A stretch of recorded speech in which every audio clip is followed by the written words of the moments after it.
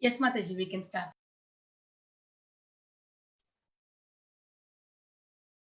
Hare Krishna, dear devotees. So today, Sukhsahari Mataji is here to present the ninth chapter of Bhagavad Gita to all of us and enlighten us on this topic. Sukhsahari Mataji, we are all anxiously waiting to hear Srimad Bhagavad Gita from you, especially the ninth chapters. The middle six chapters are very important from a devotional perspective, and hence this chapter is definitely one of the most important chapters that we have to have our ears on. And Sukhsahari Mataji, you have so much of experience on Bhagavad Gita as such, and we are waiting to hear the nectar from you. Hare Krishna. Thank you, Radhika, for the very undeserved introduction. But I will try, by the mercy of Guru and Gauranga and Vaishnavas, to do some justice to this important topic, like you just said. The most confidential knowledge. That's what we are going to see. So, what is this confidential knowledge? And if it is so confidential, why is it there out in the open? So, these are some things we'll see how, Srila Prabhupada gives answers to in the purports in this chapter.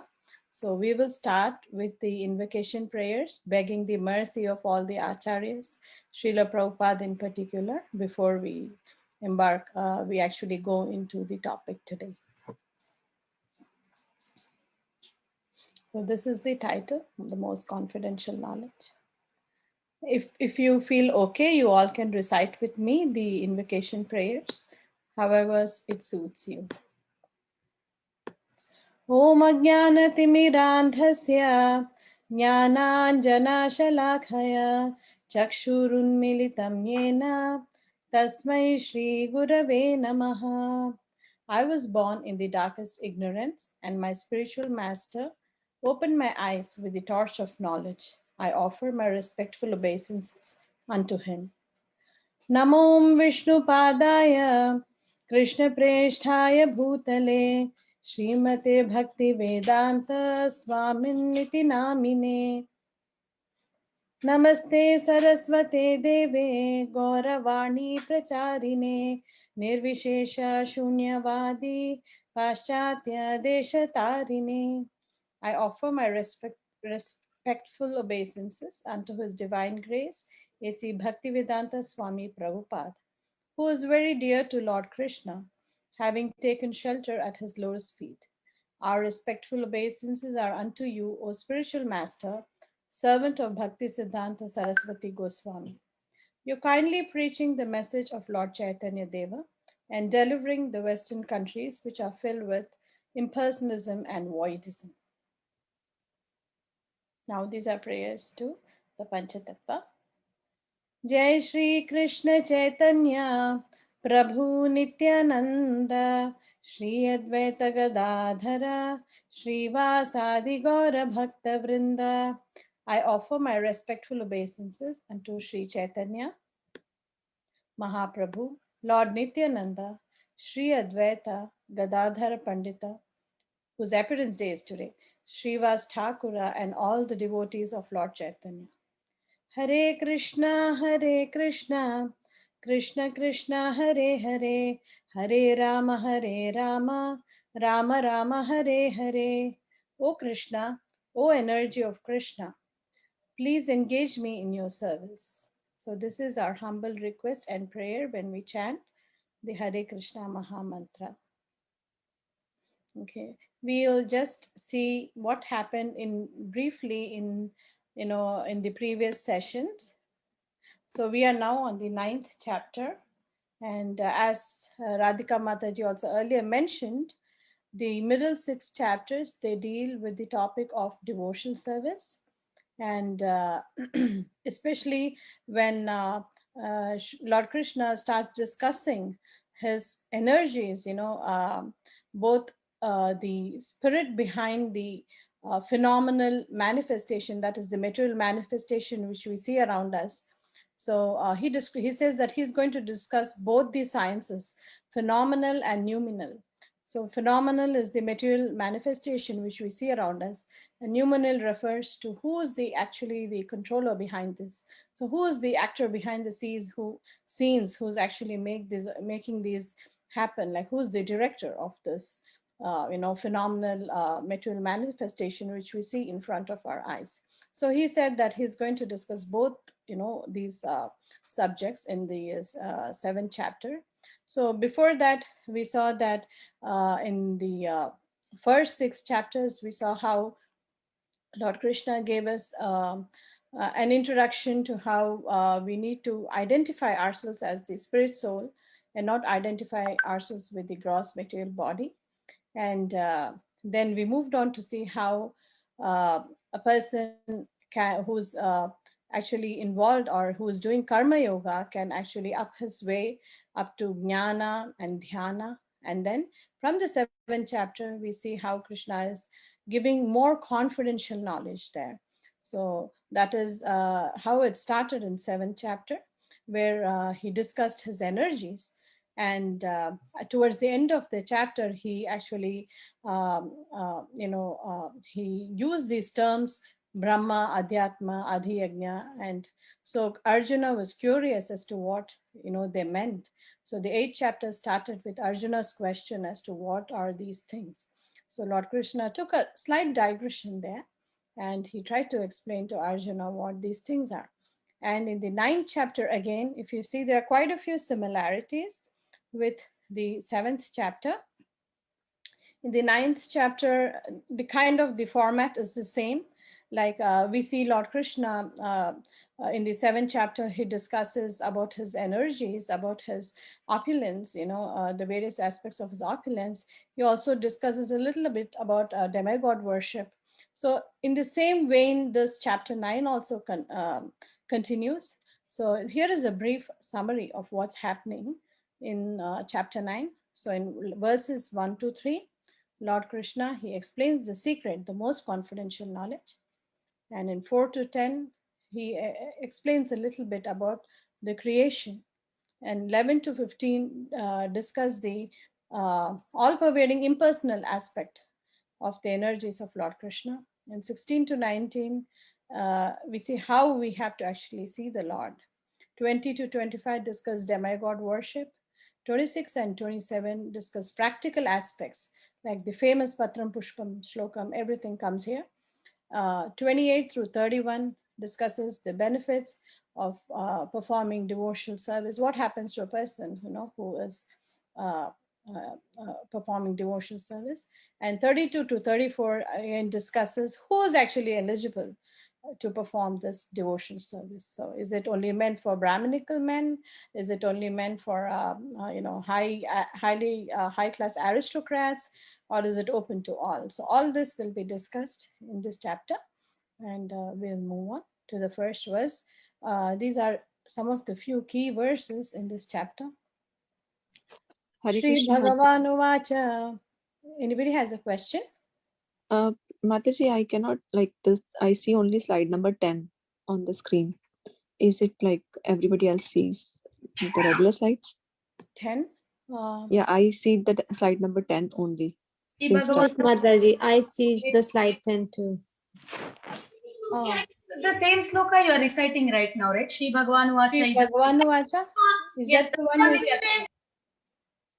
Are you able to see this shloka, everybody? Yes, slide Mataji. number 10. Yes, Mataji. Slide Yeah. number 10 we can see. This is 9 actually. I'm not sure why you're saying 10. So, but are you seeing the shloka here? Yes, Idam Mataji. tu Shri Bhagavan Uvacha? Yes, yes, Mataji. Okay. So yeah, that's the slide I'm currently on. So I'm hoping it's okay. Okay. Yeah, anytime you're not able to see something, or if there is some confusion in the slides, please let me know. Shri Bhagavan Uvacha idam tu te guhyatamam pravakshyamyanasuyave jnanam vijnana sahitam yajnatva mokshase shubhat ashubhat. The Supreme Personality of Godhead said, "My dear Arjuna, because you are never envious of me, I shall impart to you this most confidential knowledge and realization, knowing which you shall be relieved of the miseries of material existence." So Lord Krishna is declaring here that he is going to give the most confidential knowledge. So naturally, the question arises that what is the confidential and what is the more confidential. And so now we are at the most confidential. So Srila Prabhupada in the purport, he very clearly delineates this understanding to us. There are a few important points from the purport I thought I will bring to the fore. Idam tute, that is this knowledge. When Krishna means this knowledge, he is referring to the activities in pure devotional service, which start with Shravanam, Kirtanam, Vishnu Smaranam, like that. And the most confidential, Guhya Tamam, it's most confidential. Guhya means it's confidential, Guhya Tamam means most confidential.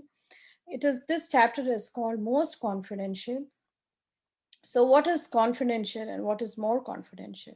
So Prabhupada explains that chapter 2, which actually gives us the knowledge that we are the spirit soul and we're not this body.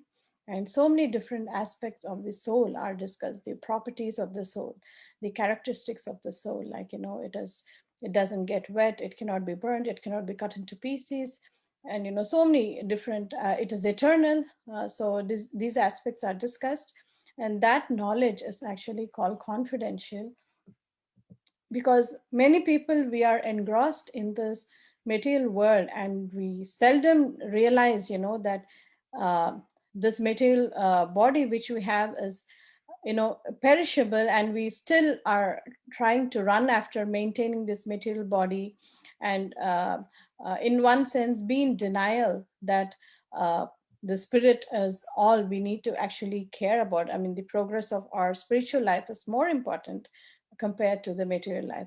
So this is confidential knowledge. Not everybody is equipped. Very few fortunate persons can understand this knowledge, that we are not this body but the spirit soul. But India, being the spiritual capital of the world, like they say, we are born and brought up with this knowledge. So it's kind of we all may know it, but how well are we acting upon this knowledge? So that is another important point to consider. So we may know that, because in India, Atma, these terms are very, very commonly used. And so it's not new to, many of us who are from India, but how to practically put this into use, how to follow this knowledge, how to, jnanam vijnanam. So Lord Krishna is using the word, I shall impart to you the most confidential knowledge and realization. So we may have knowledge of things, but realization means actually applying it in our lives, which we again need to work on and learn. So that is discussed in chapter 2. The more confidential knowledge, which we recently did in chapters 7 and 8. So Lord Krishna, like I mentioned in the introduction to, he begins discussing his various energies, his material manifestations, as well as, his the spiritual energies. He discusses in chapter 7, he gives, we have already gone through that a couple of weeks back. So that knowledge is considered more confidential because it is giving us the idea of the potencies of the Supreme Lord. And the most confidential knowledge, which is we are going to be seeing today, is discussed in chapter 9.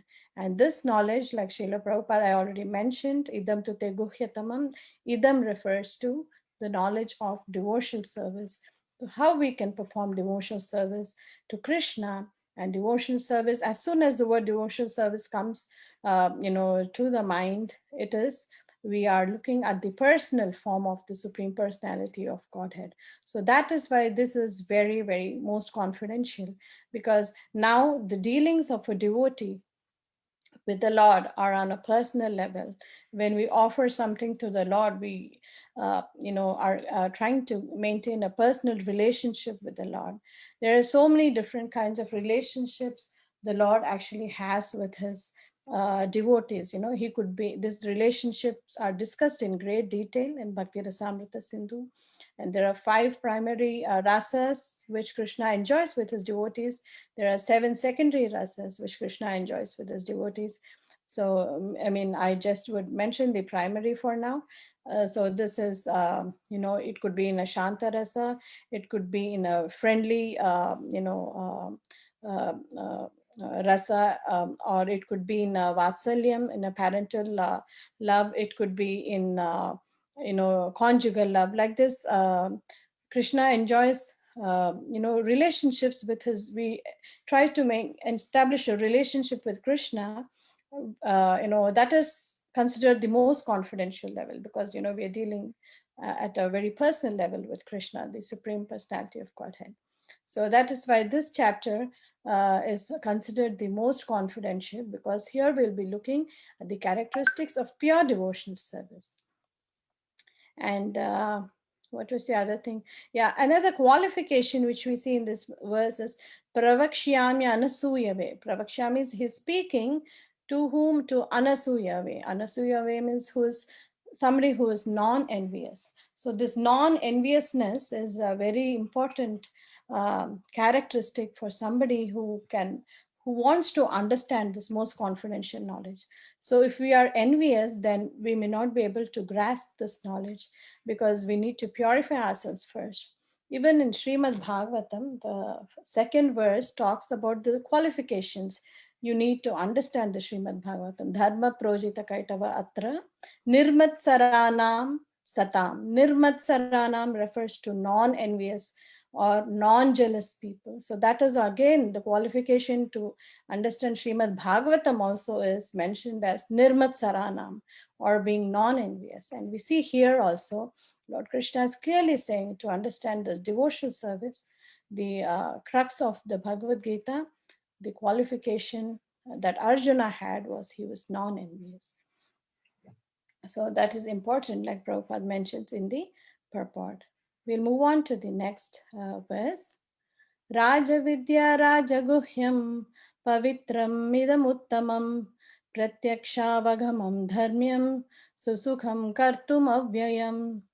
So these purports again, for the first 2 or 3 shlokas are very long and very nicely discussed by Srila Prabhupada. I would recommend after the class, if you're interested, please go and read. There's such beautiful pearls of knowledge and realization there.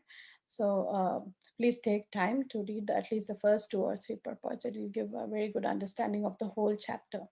So this is called the king of knowledge, Raja Vidya Raja Guhyam. And again, it's most confidential. We already saw why it is most confidential. So this Bhagavad Gita is the essence of all scriptures. There is this famous verse in Gita Mahatmyam, which actually gives an analogy or a metaphor to how Bhagavad Gita is actually the milk.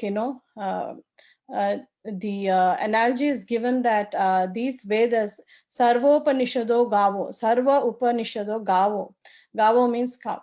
So the Upanishads or the scriptures are the cows. Dogda Gopala Nandanaha. Dogda means the milkman.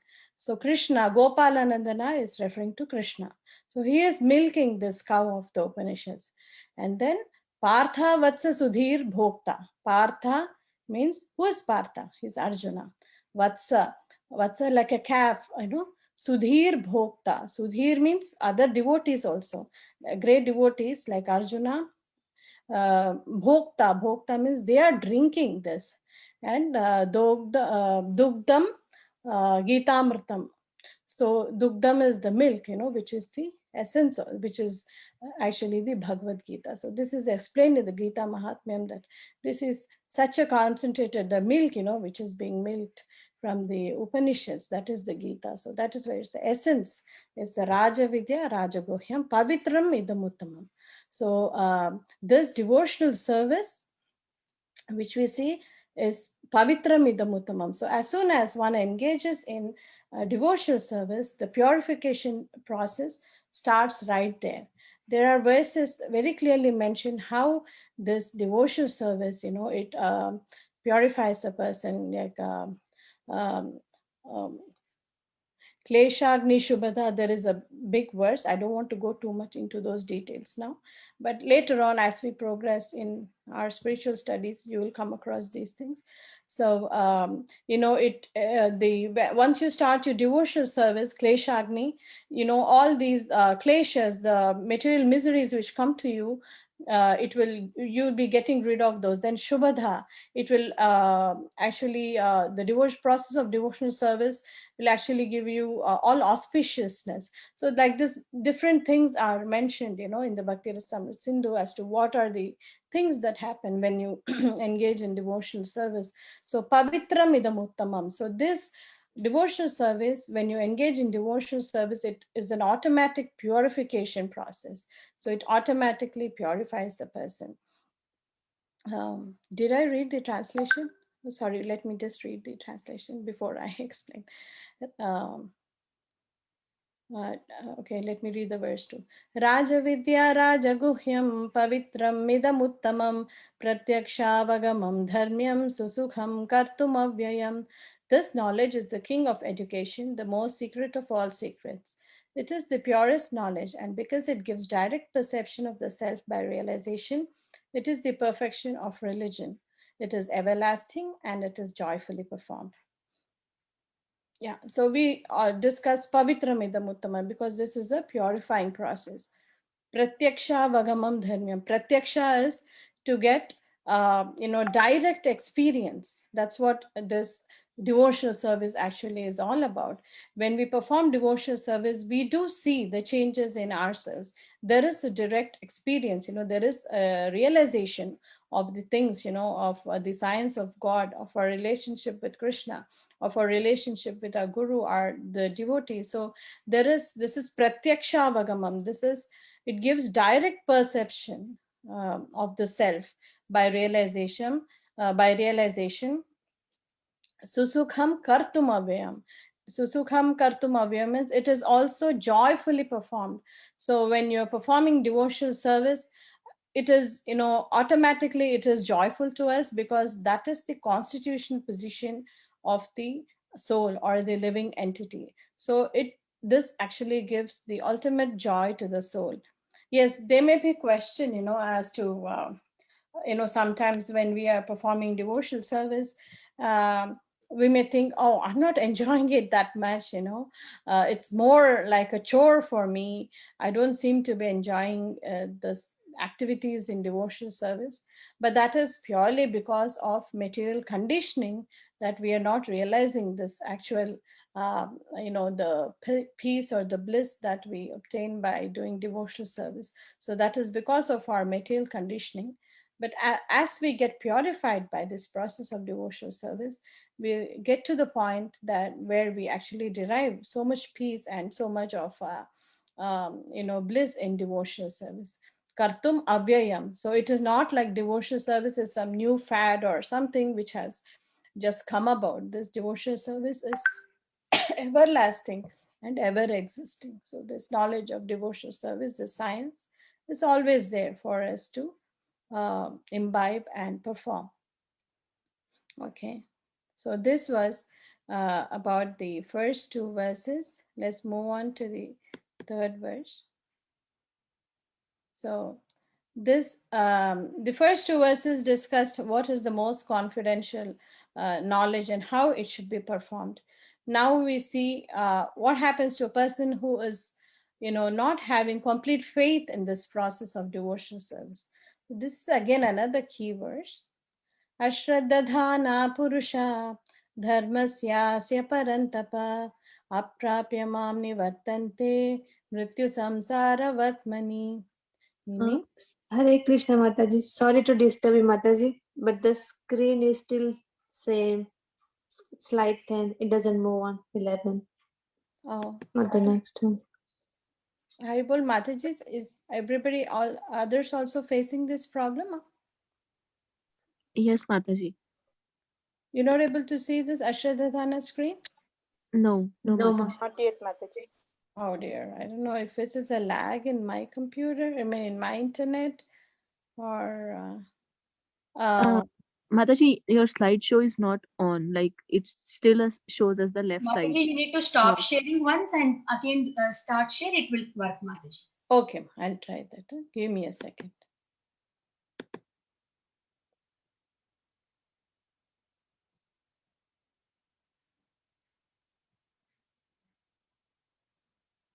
Can you see now? It's still slide 10, the first two You change slokas. the screen. Can you move up and down to the slide number, Mataji? Can you see? I'm moving. You are moving it, but we can't see that. I know what's the problem. It's very strange. Usually it never happens like that, right? Yeah. Radhika? Mataji, there are some options down there, like near the zoomer. There will be something called slideshow. Right, top right, like bottom right. Can you see now? Yes, yes. Yes, Now now we see. Okay. Thank you. Sorry. Maybe I was on the wrong file. Yeah. Okay. Yeah. Okay. I'll go ahead with the verse. अश्रद्धधाना पुरुषा धर्मस्यास्य परन्तप अप्राप्य मां निवर्तन्ते मृत्यु संसारवत्मनि. Those who are not faithful in the process of devotional service, O Arjuna, cannot attain me. They remain in the path of repeated birth and death in this material world. We can read, there is some excerpts from the purport. The faithless cannot accomplish this process of devotional service. That is the purport of this verse. Faith is created by association with devotees. Unfortunate people, even after hearing all the evidence of Vedic literature from great personalities, still have no faith in God. They are hesitant and cannot stay fixed in the devotional service of the Lord. Thus, faith is the most important factor for progress in Krishna consciousness. In the Chaitanya Charitamrita, it is said that faith is the complete conviction that simply by serving the Supreme Lord Sri Krishna, one can achieve all perfection. So, this basic faith, the nine, process of devotional service, Adhav Shraddha, it starts with Adhav Shraddha. So, Adhav Shraddha means first, Shraddha means the faith. At least some faith we need to have that, these scriptures are giving us this knowledge, and this is, directly the words of Lord Krishna himself we are actually listening to or reading to. So that minimum faith must be there, that this is the absolute truth, the absolute essence that we are reading. And when people don't have that kind of faith, it will be very difficult to understand, especially this most confidential knowledge. It will be very difficult to understand that. So how do you get this kind of faith? Supposing I want to learn some arts or something. I want to increase my interest in arts, or say a sport, and maybe I want to learn golf. So what do? I join a club where there are different people who are actually playing golf. They go out on the weekends and play golf, or do like we associate with those people who actually like playing golf, and who do it as an activity over the week or the weekend. They have certain timings they set aside because they're so passionate about it, like that. So similarly, if we want to go on this path of devotional service, we need to get the proper association. So when we get this association of people who are also on the same path of devotional service, then it gets easier for us. But otherwise, especially in this Kali Yuga, like if we see the Kali Yuga dharma is Sankirtana Yajna. Why not just Kirtana Yajna? It is Sankirtana. It has to be performed in the congregation of devotees, because the distractions, and the tendencies, our materialistic tendencies are so strong in this Kali Yuga, that we need this support system, that we need this kind of association of devotees to keep us going. Sometimes, we may be very high in our spiritual, endeavors. Sometimes we kind of go low, we don't have that much interest. We're like, it's okay, let me take it easy for a while. So that time, these devotees, if you are in the association of devotees, it'll give you a natural push. When you see somebody else doing it, inspires you naturally. So like that, the association, like Prabhupada says, is created by association with devotees. So as you associate with more devotees, this faith actually strengthens. But then there are people who, do not want to associate. And Srila Prabhupada discusses in the purport, very detailed purport again. Like I said, the first 3 verses are beautiful purports. So he discusses the 3 kinds of faith in people, and the 3 kinds of uh, uh, devotional service according to this faith.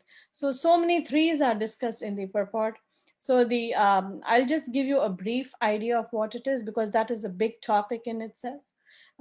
So the first person, the 3rd class person, he only has faith in the Supreme Lord. He tends to discount the devotees, and the guru. So we see some people who are kind of neophyte in practice, like who are new to the practice of devotional service. They may just think that all my business is to do with Krishna. They will go and if it is for the Lord, they will do all the services. They like to take darshan at the temple, offer the arti and things like that. But they don't think too highly of association of devotees, or seeking a guru, who can actually guide them. So that is like the 3rd class. The 2nd class, Madhyam Adhikari, is somebody who actually he recognizes the Supreme Personality of Godhead, and also the guru, though he may not be very well versed in the scriptures, but he actually gives a lot of respect to his guru, and he actually takes diksha and follows the guru's instructions and things like that.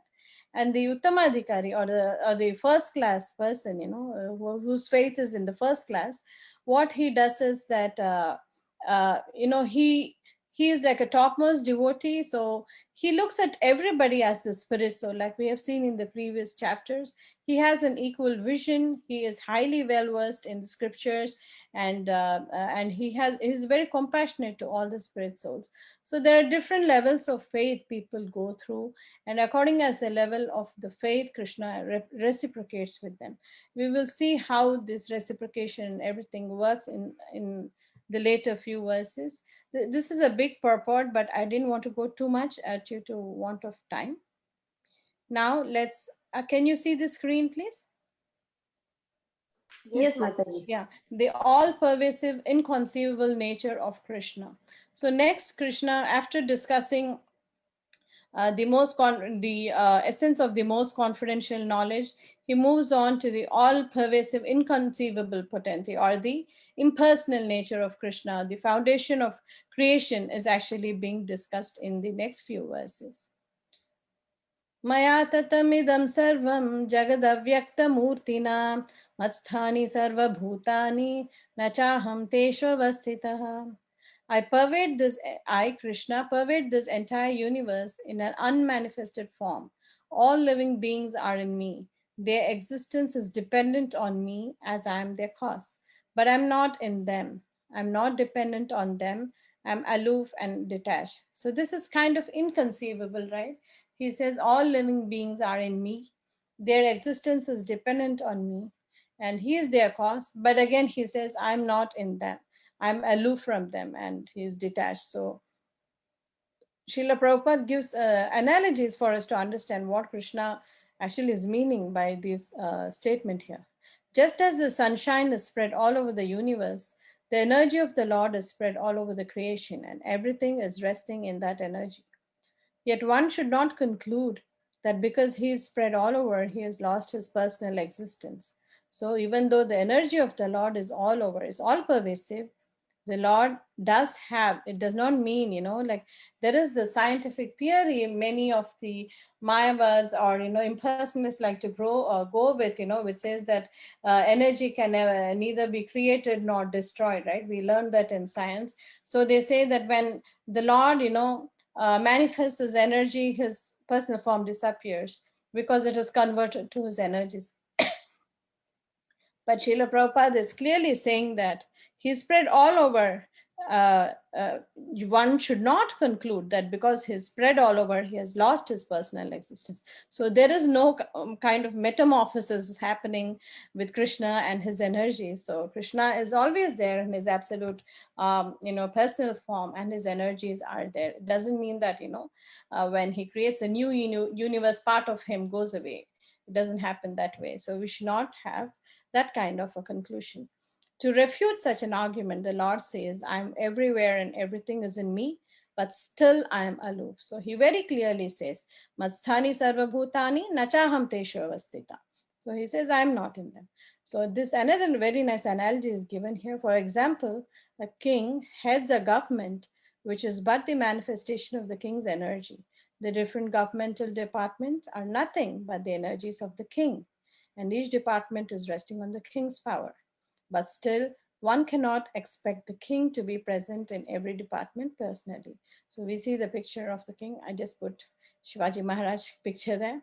So, this analogy is very clear, I think, to everybody, that though the king's energy, he sees over the functioning of the entire kingdom, it's not like he's personally there, in every small activity or in every small decision making for the citizens. He's not there, but nonetheless, he is the king, and he is, presiding over the whole kingdom. There's also another example, analogy I came across recently, to understand this aloof concept. So I don't know if I read it in a Prabhupada lecture or where, but the example of a judge is given, the judge in the court. So he is there. There are criminals on the side, and the innocent on the side. So the judge maintains a neutral stand, though there are criminals there, or the warden in the jail. Though there is the warden in the jail, the warden is not the part of the prison system, right? He is actually uh, uh, aloof. He is not a prisoner. He is aloof from the prison system, and he is the head of the prison system. So he does not actually belong to the prison system. So this material world is actually compared to a Durga, a fort, like that. So in that analogy is also given for us to understand how Lord Krishna is actually aloof from the the whole material manifestation, which is a part of his energy. But though that material manifestation is part of his energy, he is still aloof from them. That's what is being um, described or detailed in this verse. We'll move on to the next verse. The next verse also carries on with the same theme, the inconceivable potencies of the Supreme Lord. Yet he is aloof from everything. Natamatstani bhutani pashyame yogam aishwaram bhuta bhrinacha bhutasto mamatma bhuta bhavanaha.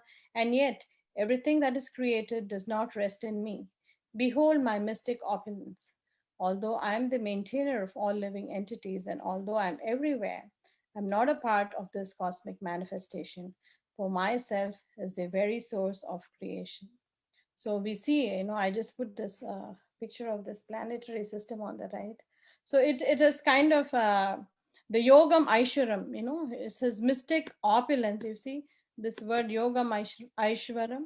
So this mystic opulence the Lord has, can we even imagine or fathom how such heavy planets, they are held in orbit? How does this Mother Earth, how does she float on the ocean waters? I mean, these are so many things which we kind of inconceivable, though we see or we hear about that in science. But isn't it a phenomenal thing that how come so many planets are going perfectly in orbit?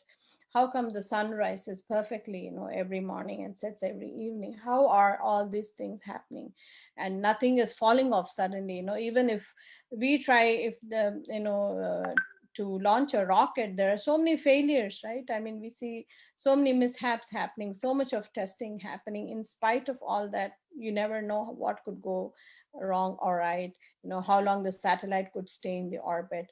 Does it have the when you launch a rocket, does it have the right escape velocity? So many factors go into um, uh, launching a space station or things like that. but how the Lord so effortlessly he is keeping the whole system, working. We see like the day and night keeps going on in its own clock. The sun rises, the sun sets, the moon rises, the moon sets. The seasons come and go in their clock. So there's so much of activity is happening. This is all the mystic opulence. It's yoga maishwaram, that all these things are happening in perfect harmony. And this is by the energies of the Supreme Personality of Godhead. He very clearly he says, although I am the maintainer of all living entities, and although I am everywhere, I'm not a part of this cosmic manifestation. For myself is the very source of creation. Next verse. यथाकाशस्थितो नित्यं वायु सर्वत्र गो महान् तथा सर्वाणि भूतानि मत्स्थानीत्युपधारय. Understand that as the mighty wind blowing everywhere rests always in the sky, all created beings rest in me. Again, he says that all these created beings rest in him, but he is not in them. He is aloof from them. And this analogy is given of the wind. So we have the sky, and the wind is blowing all the time in the sky. But does it ever happen that the wind goes out of the limit of the sky? No, right?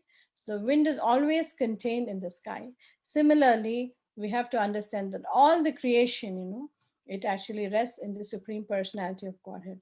So this is an impersonal aspect of the Supreme Personality of Godhead, which will be detailed more in the 11th chapter, when Krishna discusses the Virata Rupa. That we'll see more description of this in personal aspect, the all pervading, how everything rests in him. So all this will be more detailed, discussed in more detail there. We will get better understanding there. So I'll move on to the next slide. Cycle of creation. So now Krishna has given us, first we discussed the confidential knowledge. Second, we saw how Krishna says that everything, the whole creation is his material energy, but he's not part of it. So he's given the foundation, he's just given us a foundation that what is all this creation about. Now we see the cycle of creation, how it happens in the next part. Creation and destruction of material world. So the basis of the creation we have to understand is Lord Krishna's energies. Text 7. O son of Kunti, at the end of the millennium, all material manifestations. Okay, yeah, I was just thinking if there's another verse. Okay, all material manifestations enter into my nature, and at the beginning of another millennium, by my potency, I create them again. The whole cosmic order is under me. Under my will, it is automatically manifested again and again, and under my will, it is annihilated at the end.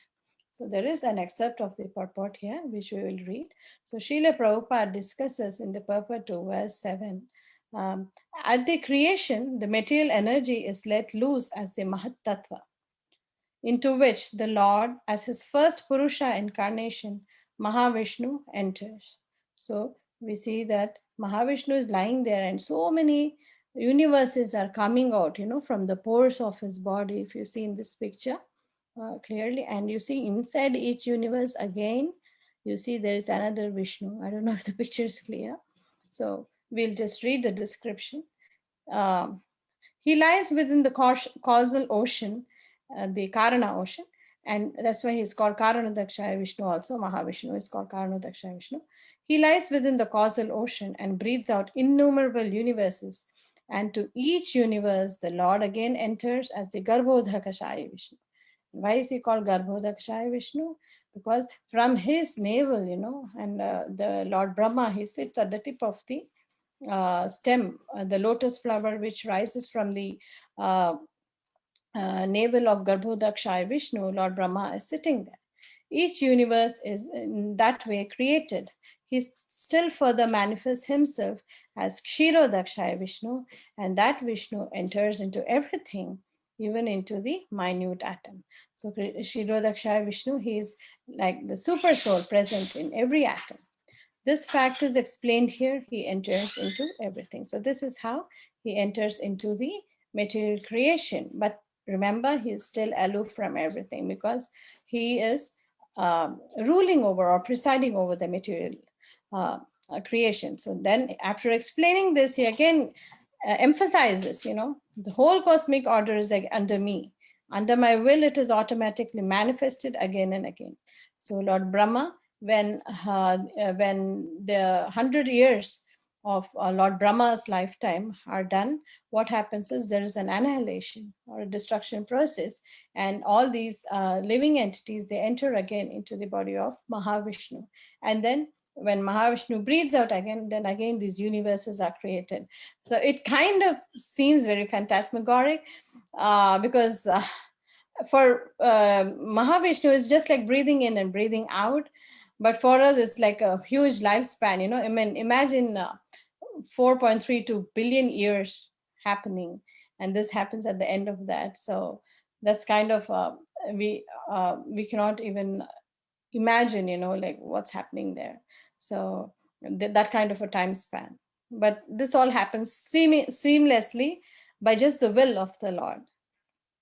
Yeah, we'll move on to the next. Creation and destruction of material world by Krishna's energies. Nachamam tani karmani nibadhnanti dhananjaya udasinavad asinam asaktam teshu karmasu. O Dhananjaya, all this work cannot bind me. I am ever detached from all these material activities, seated as though neutral. I think I discussed this analogy. You see, I put the gavel there. So the courtroom analogy, which I already discussed, like how the judge is sitting there and he's neutral and he offers judgment. And though there are criminals there, who come to the court, the judge is not part of that system. He is presiding over the system and he is neutral. So this is what Udasinavad Asinam. Udasinam is neutrally, Vad Asinam. He's situated Udasinavad, right? Neutral position the judge takes. Similarly, Krishna is in a neutral position. He is not part of the material energy. That's what he said. Asaktam teshu karmasu. I am ever detached from all these material activities, seated as though neutral. Okay.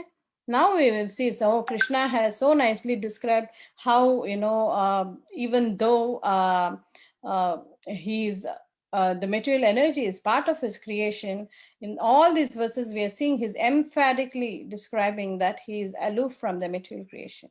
So now we'll see who are these fools and the wise, okay? How Krishna categorizes them.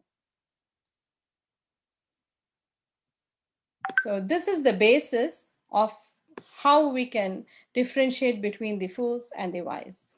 The basis of this differentiation is this verse, and it's a very important key verse. Maya adhyakshena prakriti suyate sacharacharam hetunanena kaunteya jagat viparivartate. By my, that is Krishna's direction, this material nature is producing all moving and non-moving beings.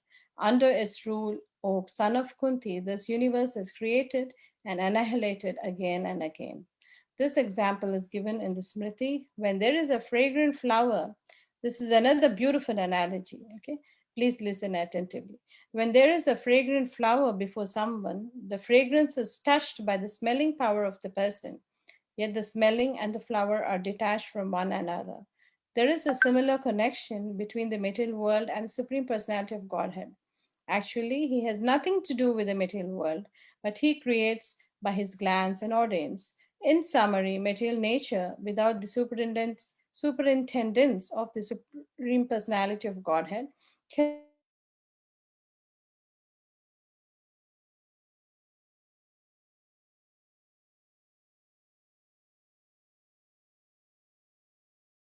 contact with the rose, but still we get the fragrance, right? Similarly, the Supreme Personality of Godhead, he orchestrates the whole material manifestation by just his glance. He doesn't have to do anything at all. By just glancing over the material creation, he impregnates the souls. So this is what is being described here. Maya adhyakshena prakriti. This is very important. Maya adhyakshena. That is, under his direction, this material nature is producing. Suyate sa chara acharam. Okay, the moving and the non-moving beings. Hetuna nena kaunteya jagad viparivartate. So this is how It is annihilated and created, annihilated, created, like that. He's making it very clear. So this is the basis. So based on this, now Lord Krishna will define who is a fool and who is a wise person. Let's see that in the following verses. Avajananti, oh, again, this is a key verse. Avajananti ma mudha manushim tanumashritam param bhavam ajananto mama bhuta maheshwaram. Fools deride me when I descend in the human form. They do not know my transcendental nature as the supreme Lord of all that be. So we see from the beginning of the chapter, starting from verse 4 onwards, Lord Krishna is so emphatically making it clear that the material nature is working under his direction. In spite of that, when Lord Krishna makes his appearance, when he descends down to the material plane, if we were to think of him as a human, wouldn't we be foolish after listening to all this thing? So that's what Krishna is trying to say here. He is so clearly said that he is ruling over the whole material manifestation. So when a person is ruling over the whole material manifestation, how can he become subservient to Maya? How can he become a human who is subject to the conditions of material modes of nature? He cannot, right? It makes no sense logically too, right? So if he were to come under the control, when he descends on the material platform, he would no longer be God. Maya would be superior to him, right? The material nature would be superior. So what is the point in calling him God? So it makes absolutely no sense. So that's why Krishna describes very clearly mudha. Mudha is like he's using this word fools. So a person who still thinks, after listening to all these verses, that Krishna is still, in a human form, like any other human being, is a mudha. He's a fool. That's what he's trying to say. Because a king, when he's ruling over his subjects, he is a king. He cannot become the subject, right? If he behaves like a subject and somebody else rules over him, then what is his position as a king? It makes no sense, right, to be a king. So that's what Lord Krishna is explaining here. We'll move on to the next verse. Moghasha mogha karmano mogha jnana vichetasaha rakshasim asurim chaiva prakritim mohinim shritaha. So those who are thus bewildered or attracted by demonic and atheistic views, in that deluded condition, their hopes for liberation, their fruitive activities, and their culture of knowledge are all defeated. So when people think of Krishna as any other ordinary human being, what happens? That their culture of knowledge, everything is defeated, in that deluded condition. They cannot, strive for liberation or, try to engage in karma yoga or jnana yoga or anything, everything is defeated because once you, don't believe in the fact that there is a supreme personality of Godhead and you try equating him with any other normal human being, the whole basis falls down, right, of spiritual knowledge. So the whole thing goes haywire and they cannot come to this platform of karma, jnana, dhyana, or bhakti. That's what he's saying here. We'll move on. I think I'm running very late, so I'm rushing a little bit. I apologize for that.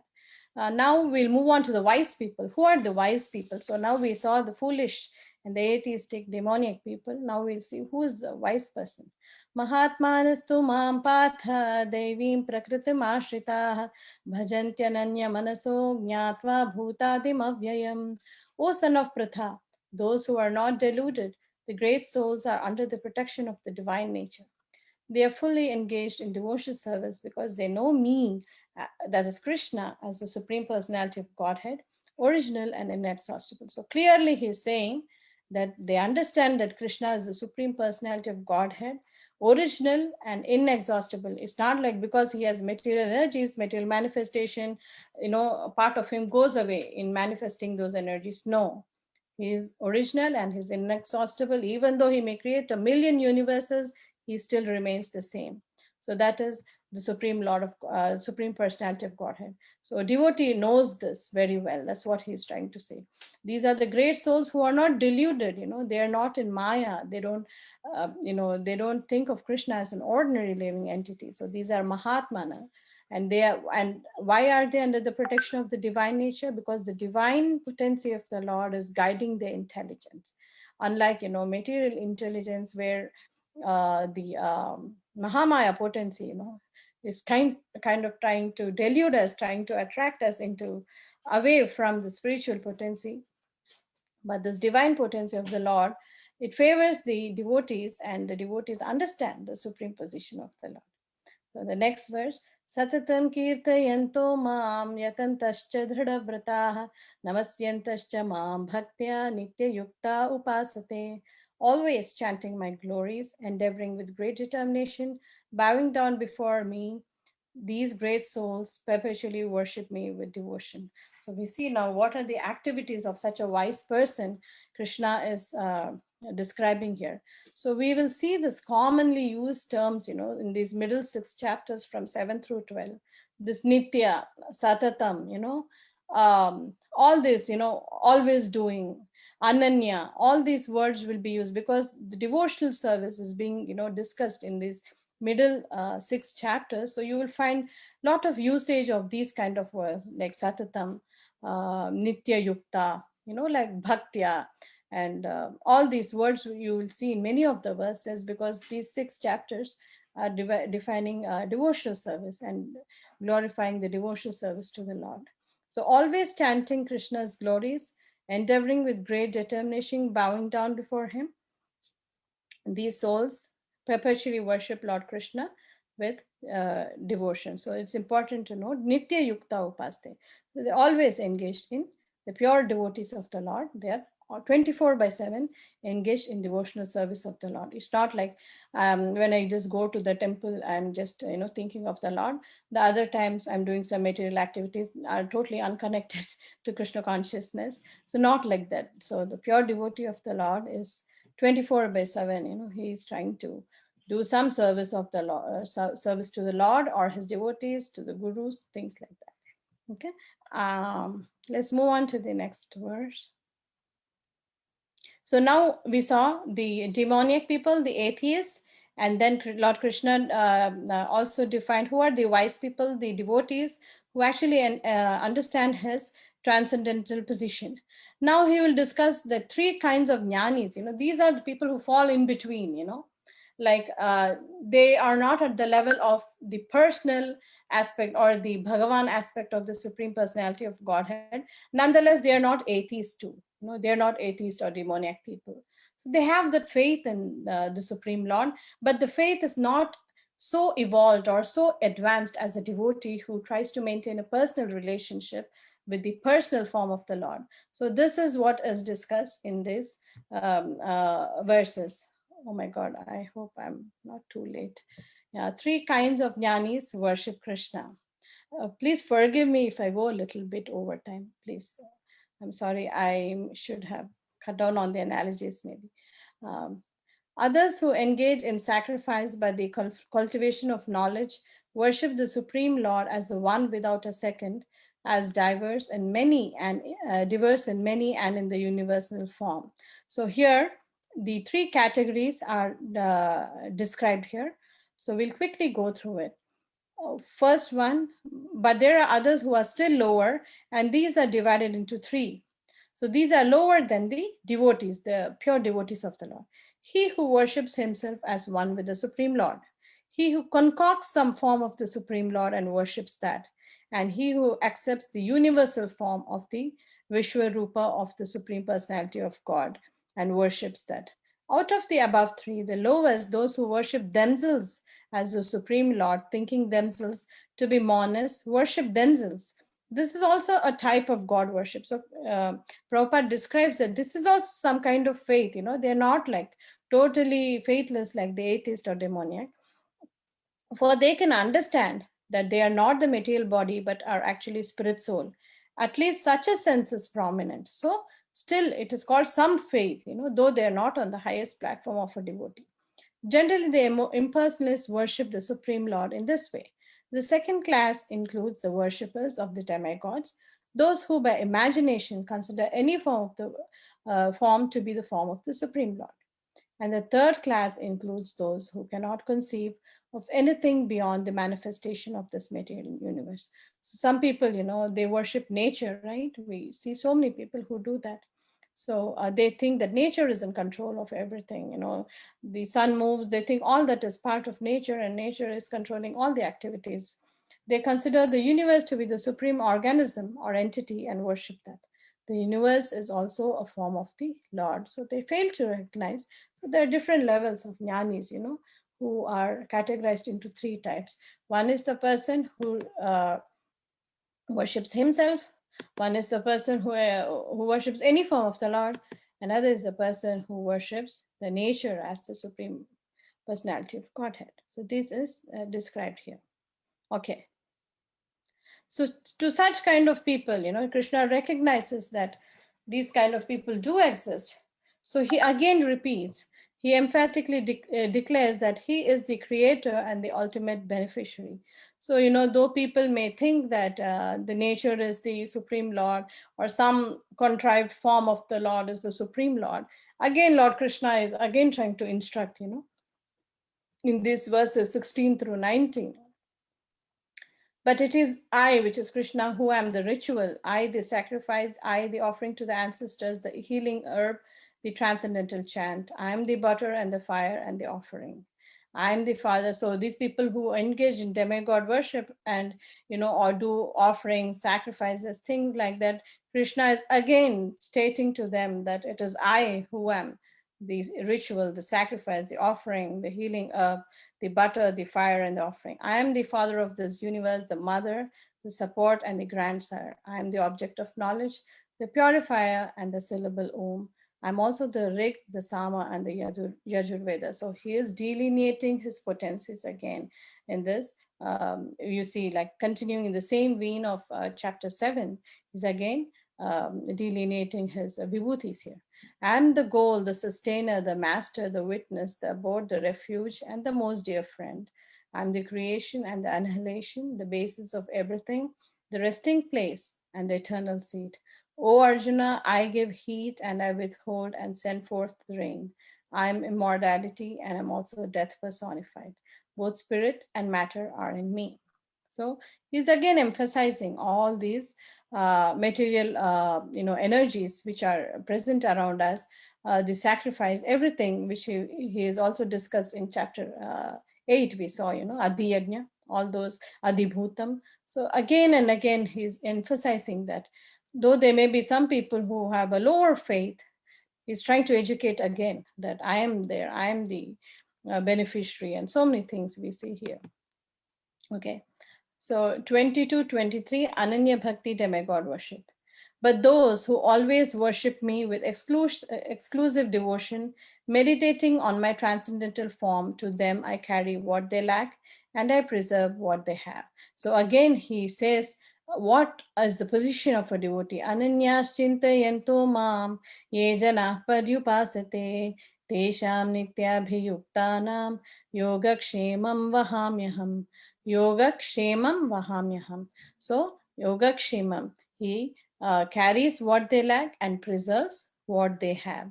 So this is for, again, he is trying to give us what kind of a protection or what kind of a status a pure devotee of the Lord employs. Those who ananyas, again you see, chintayanto mam ye jana tesham nityabhiyuktanam. See, again you see the same words, nitya yukta. All this you will see for the pure devotee. These are the qualifications. Ananyas, without any deviation, or without with exclusive devotion, and then nitya yukta, always engaged, satatam. All these words you will see in the context of a pure devotee. So Krishna is very nicely saying here that for a pure devotee, because they are always in his thought, offering devotional service to him, he carries what they lack and preserves what they have. येऽप्यन्य देवता भक्ता यजन्ते श्रद्धयान्विताः तेऽपि मामेव कौन्तेय यजन्त्य विधिपूर्वकम्. Those who are devotees of other gods and who worship them with faith actually worship only me, O son of Kunti, but they do so in a wrong way. So this is again a very important verse where Lord Krishna is advocating devotional service unto him. We see that he's very clearly saying in this verse that those who worship demigods, they are actually worshiping Lord Krishna, but they are not aware of that, but they're doing so in a wrong way. There may be questions, which come up in our mind. So what happens to these demigod worshippers? So what I've heard from acharyas and guru is that, when a person is in actually in mode of devotional service to these demigods, those demigods will direct them to the path of worshipping Lord Krishna, because, the demigods derive great pleasure in actually serving the Lord, Supreme Personality of Godhead. So they will direct them to the actual path of worship towards Krishna. So Krishna is again saying that even if they, are doing it in even if they're worshiping demigods, they are doing it in a wrong way. So the right way would be to worship Krishna. That's what he's trying to emphasize here. All acts are meant for satisfying Krishna. Aham hi sarva yajnanam bhokta cha prabhureva cha natu mam abhijananti tatvena taschavanti te. I am, that's Krishna, is the only enjoyer and master of all sacrifices. Therefore, those who do not recognize my true transcendental nature fall down. So we see that this fact also, in the second chapter, he says that yajna is nothing but Lord Vishnu. It's translated as the word yajna is translated as the Supreme Personality of Godhead, Lord Vishnu. So whatever work we do must be done as a sacrifice for Vishnu. And then also we saw the famous Bhoktaram Yajna Tapasamvars, the peace formula verse, which we saw, I think it's in the chapter 5. We saw where he says clearly that Bhoktaram Yajna Tapasam, he is the ultimate beneficiary. Again, the same thing is repeated here. He says, I'm the only enjoyer and master of all sacrifices. Therefore, those who do not recognize my true transcendental nature fall down. So if we do not, recognize this fact that he is the only enjoyer and master of all sacrifices, then we will not reach the topmost position of devotional service. So here he's comparing and contrasting. He's showing what the qualifications of a pure devotee is and what is his status or position. At the same time, he's contrasting it to somebody who's a demigod worshipper, like that. Next verse. Different types of worship, different destination. So yathamat tathapat, like this is a very common saying. Yanti devavrata devan pitrinyanti pitrivrataha bhutani yanti bhuteja yanti madhyajinopi mam. So, we should remove this notion from our head that, though Krishna is the ultimate beneficiary, so it's okay for me to worship anything or everybody, and it anyways goes to Krishna. That, like Krishna already explained in the previous verses, that is a wrong way to do worship. Here we see what happens to people who do that. They go to a different destination. Those who worship the demigods will take birth among the demigods. Those who worship the ancestors go to the ancestors. Those who worship ghosts and spirits will take birth among such beings. And those who worship me or Lord Krishna will live with me. So, yanti mad yajinopi mam. So he very clearly says that, the destinations are different. If you are taking a ticket for Bombay, or, if you're taking a ticket to California, you are going to go to California. It's not like you'll go and end up in Hawaii. Okay, so Lord Krishna is very clearly saying that, whatever kind of worship a person engages in, that will be the destination of the person. So at the end of that, maybe the person he goes, supposing a person goes to this Pitraloka or Maharloka, Tapaloka, there is a chance that he improves in his devotional service, and he can climb up, and go to engage in pure devotional service and go up the ladder that way. But rest assured that if you're going to worship demigods, or if a person is going to worship ghosts, that's where they're going to end up, the planets of those specific personalities. The simplicity of bhakti. So now Krishna actually goes into the practical aspects of bhakti, So he has given us various pointers to how a devotee acts, and how a non-devotee or a person engaged in other forms, lower forms of faith acts. So now we see how Krishna is giving practical application of how to worship him. Krishna accepts anything offered with love. It's a very famous verse. Patram pushpam phalam toyam yo me bhaktya prayachati tadaham bhakti uparhritam ashnami prayatatmanaha. If an unmotivated devotee offers me with love and devotion a leaf, a flower, a fruit, or water, I accept that loving offering from the genuine devotee in pure consciousness.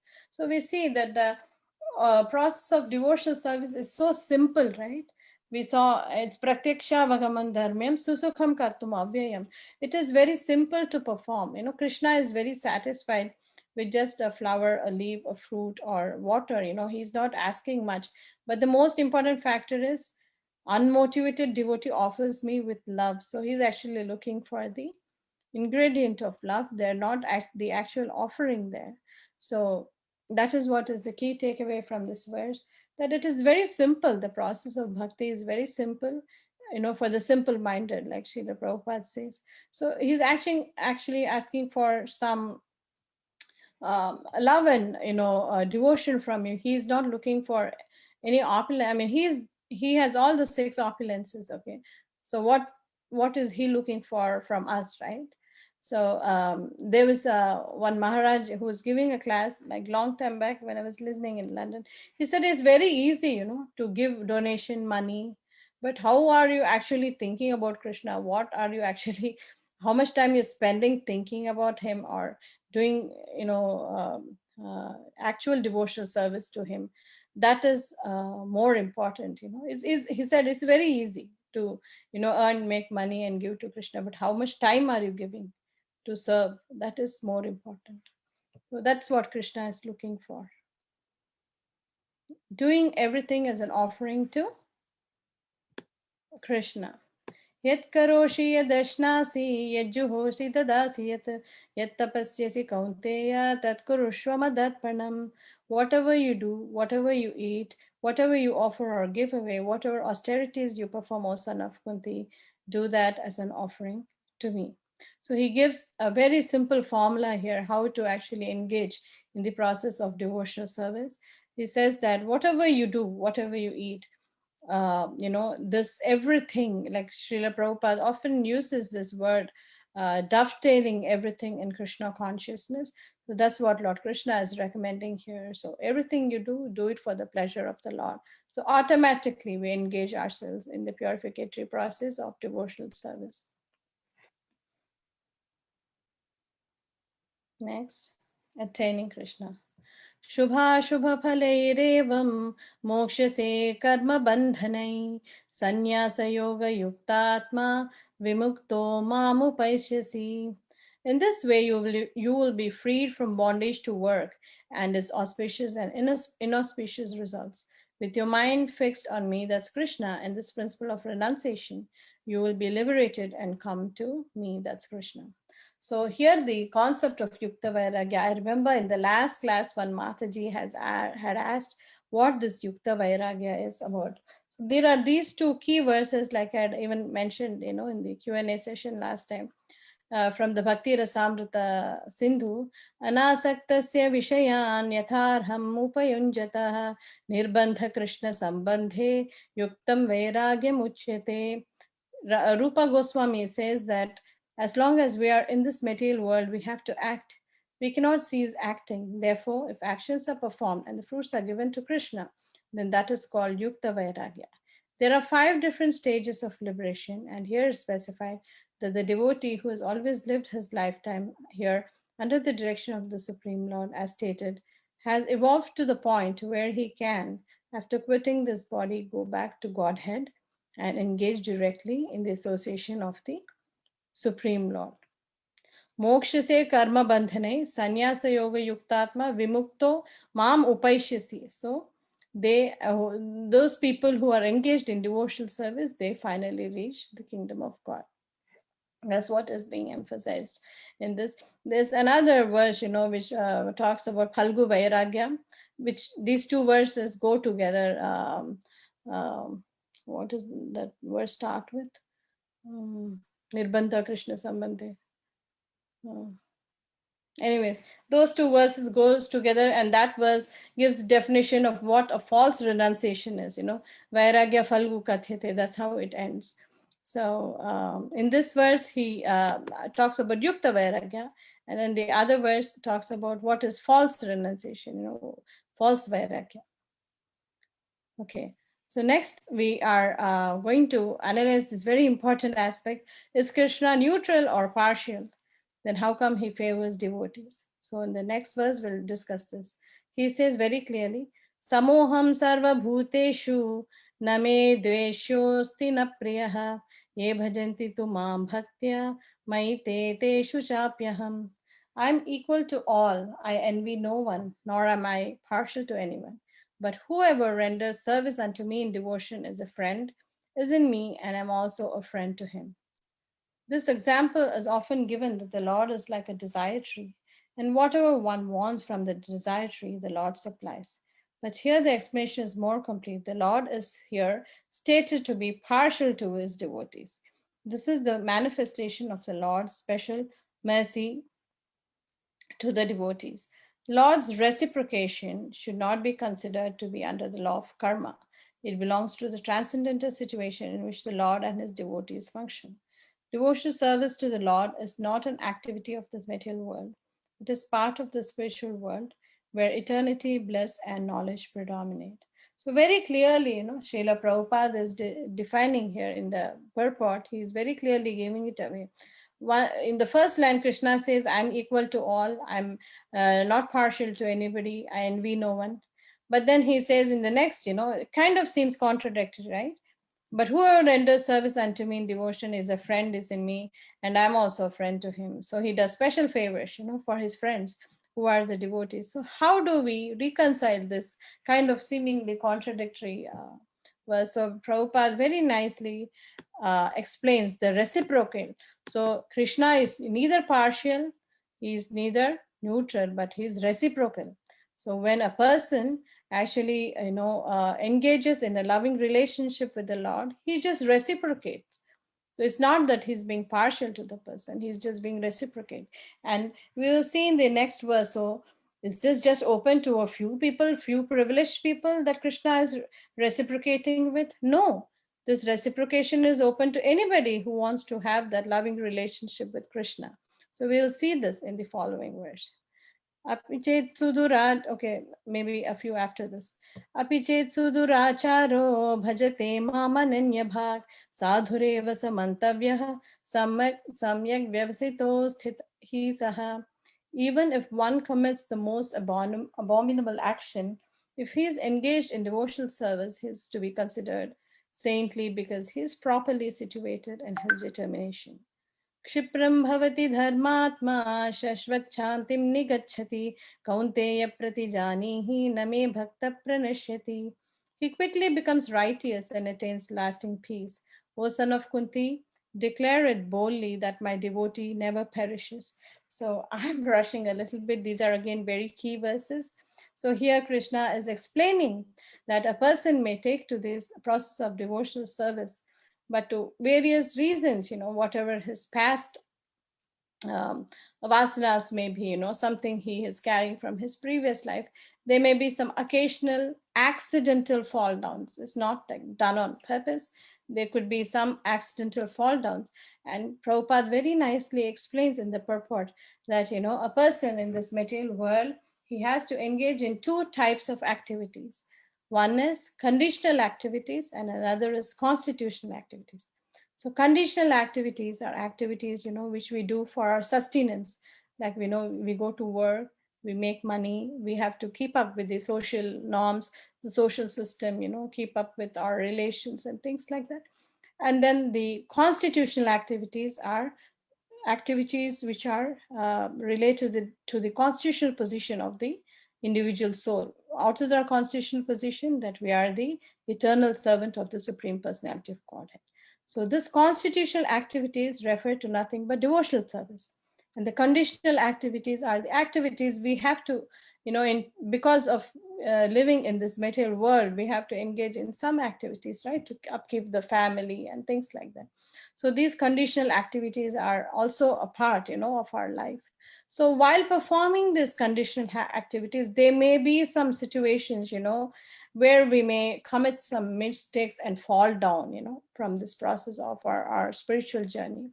But nonetheless, Krishna assures that even though a person who's engaged in devotional service may have such an accidental fall down, in the spur of the moment, like they say, he may have an accidental platform, but still he has to be considered to be perfectly situated. And why is that?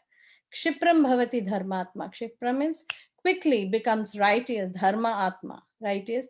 Shashvat chantim shantim nigachati. He attains lasting peace. Kaunteya pratijanihi name bhakta pranashyati.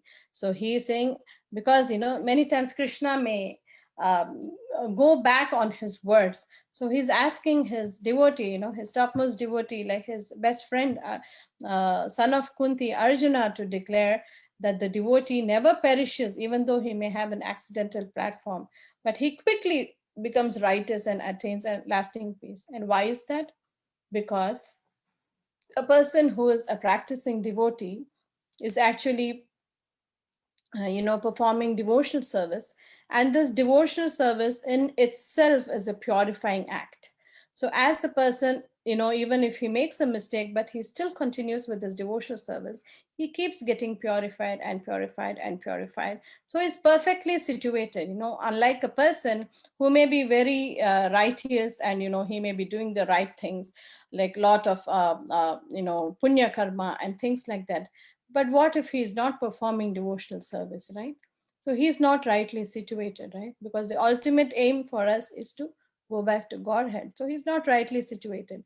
When a person who is in devotional service and he's rightly situated, he may have some, like these tendencies where he may commit mistakes and have these accidental fall downs. Doesn't mean that we make mistakes and say, I'm a devotee, the chanting will take care of my mistakes, and I know I could do anything and chant 16 rounds and then all my sins will be eradicated. Not like that. He's referring to accidental fall downs.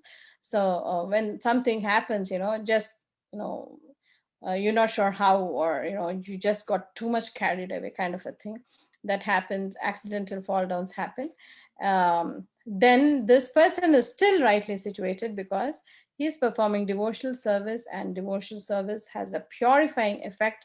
So that perfectly takes care, he doesn't have to go through any other atonement process or anything like that. These are very beautifully described in towards the end of chapter 5, where the hellish planets are described. And then in chapter 6, in the beginning of chapter 6, this question is posed, like what is the actual method of atonement, for a person? Because due to lack of time, I'm not going into the details. And there are several examples also, a lot of, pastimes from our scriptures, which actually also emphasize this fact that, a person who has an accidental fall down, he is still perfectly situated, and he he goes back to Godhead because he is doing the purificatory act of engaging in devotional service. So that is important to note here. Okay, now comes the qualifications, like I was telling earlier, right? Like, is this devotional service only for the privileged? I mean, because Krishna says that he's a friend to me, I'm a friend to him. So is it for only few people, or is it open to all, So now very clearly Krishna says, Mam hi parthave pashritya yepi syu papa yonayaha sriyo vaishya satha sudras tepi yanti param gatim. O son of Pratha, those who take shelter in me, though they be of lower birth, women, Vaishyas, and Sudras, everyone can attain the supreme destination. So very clearly, he says that, this is open to all. All you need is to have a reciprocal relationship, to have a loving relationship with Krishna, then he will engage in a reciprocal relationship with us.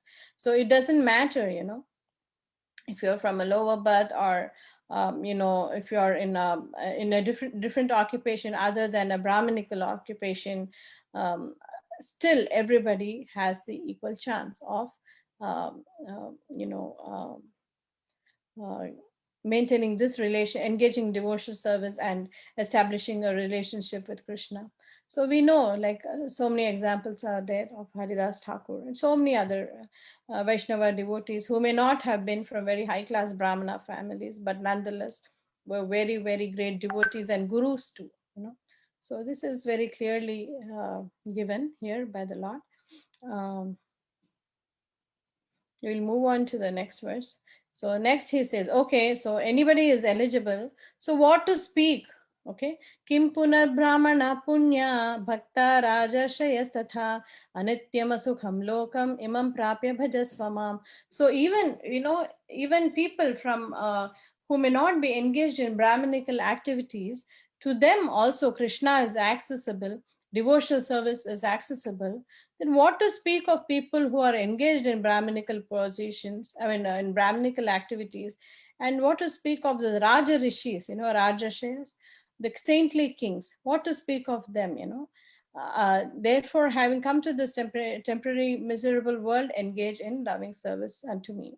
So he says that even when people of low stature can engage in devotional service, there is absolutely no doubt, a person who is Brahmanically advanced. I'm not referring to caste Brahmanas, I'm referring to Brahmanas Brahmajanati, okay, a person who knows the science of Godhead, that is actual Brahmana, not a person who is a caste Brahmana. No, we are not referring to that. And Raja Rishi, that we don't see in this Kali Yuga, right? It's difficult to find a Raja Rishi or a perfect ruler in this Kali Yuga. So that's kind of a little difficult for us to understand in this context of Kali Yuga. But nonetheless, we have so many great Raja Rishis, Parikshit Maharaj and Yudhishthira, all were wonderful. Janak Maharaj, all were wonderful kings and very saintly in that too. So therefore, so these great personalities, they always engage in devotional service. That's what he's saying. When people of lower stature can engage, what is the problem, in people who are so nicely situated to engage in this devotional service to the Supreme Personality of Godhead. Next. Okay, this is the last verse. I'm so sorry I went beyond time. Please forgive me for that. The conclusion and the essence: worship Krishna directly or pure bhakti. So this is the essence or the conclusion of the whole chapter. Manmana bhava madbhakto madhyaji mam namaskuru mame vaishyasi yuktaivam atmanam matparayanaha. Always think of me, become my devotee, worship me and offer obeisances to me.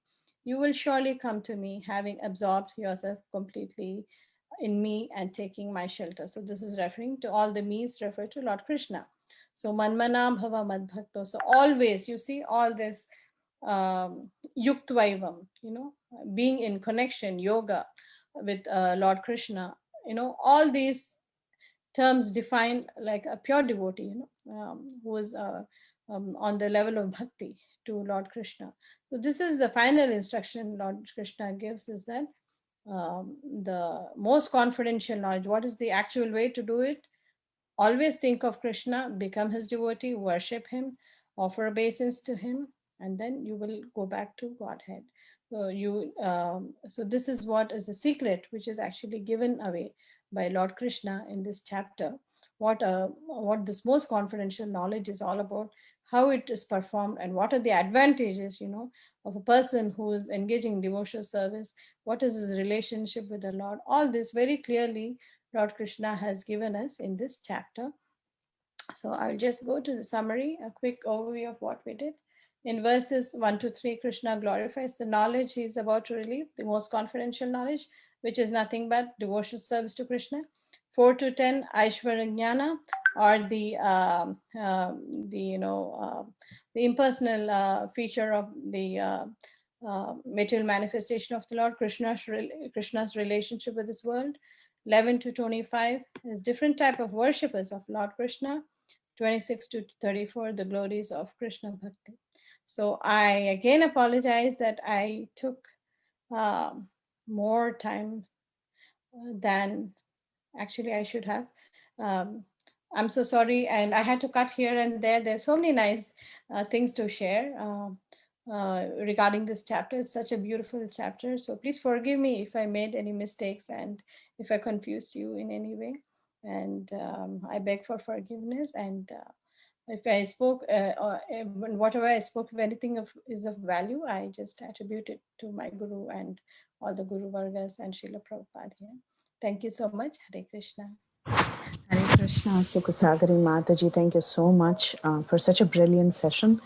It was very, very nice to get an overall idea of this chapter. I think it's a very important chapter with so many valuable points. So thank you for the wonderful examples and analogies and everything that you covered. So anyone has any questions or comments for Mataji, please go ahead.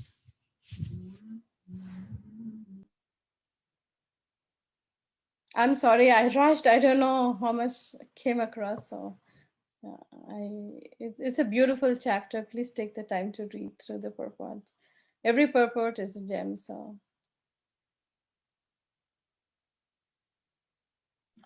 Wonderful class, Mataji. Covered almost all the verses, took time to explain them with analogies and wonderful flow and connection also. Thank you so much for this brilliant session. thank you, Mataji, for your inspiration always.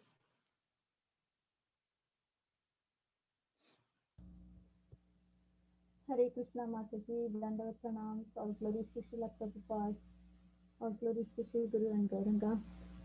Mataji, I think this was just not an overview.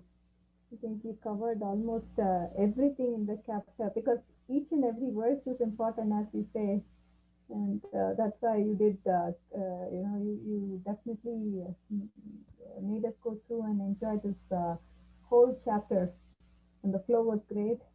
And analogies were brilliant. The examples were awesome. Thank you, Mataji. Hari Bol. Yeah, thanks to you for actually making the slides, Radhika, as always. Yeah, it's all your effort. Yeah.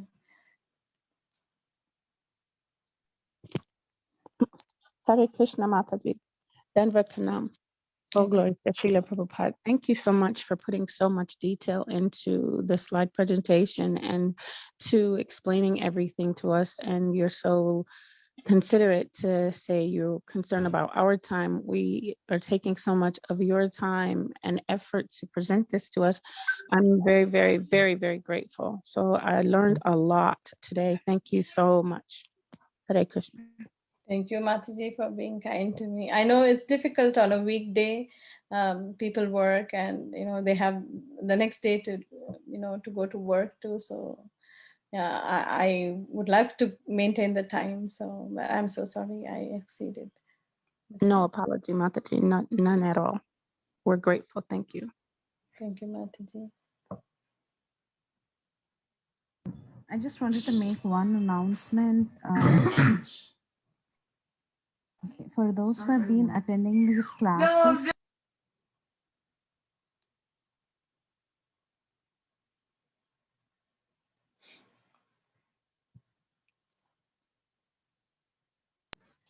so for those who have been attending these classes, we have been sending assignments just to assess. We're able to follow these chapters, and then we'll also be having a final assessment of all the 18 chapters. We're also noting the attendance, and hopefully we'll be able to give certificates to all the participants who have completed the course. So just a friendly reminder, and I know we are due with a few quizzes, so we'll send them together very soon so that you can attend a bunch of quizzes at a time. So thank you all so much for your continued participation. Sukhasagari Mataji, you have anything, any other questions for Mataji?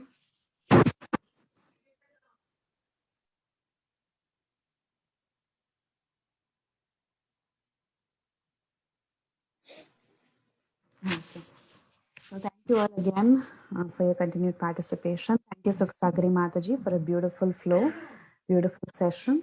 So we'll meet again next week for the next chapter. So please log in next week. We can end the call here.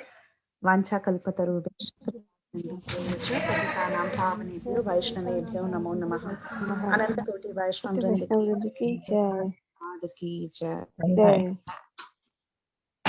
Hare Krishna. Thank you, Mataji. Thank you, Dandavat Mataji. pranam. Hare Krishna. Thank you, Mataji. Hare Krishna. Thank you so much. Thank you, Okay. Mataji. Jimmy, Hare can Krishna. you go?